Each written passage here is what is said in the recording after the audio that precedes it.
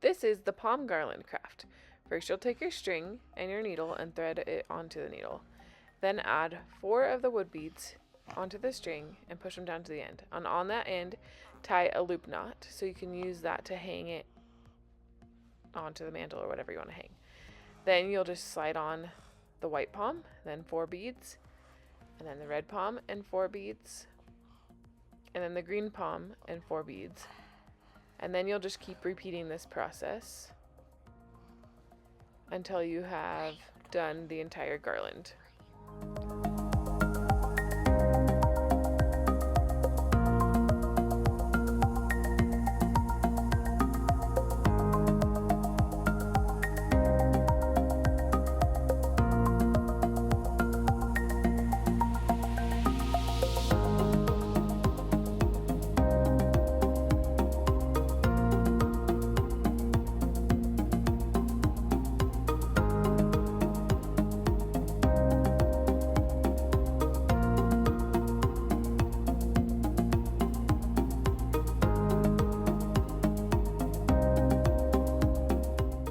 Then once you have done all that, you'll do another loop knot at the end so you can hang it and you're all done.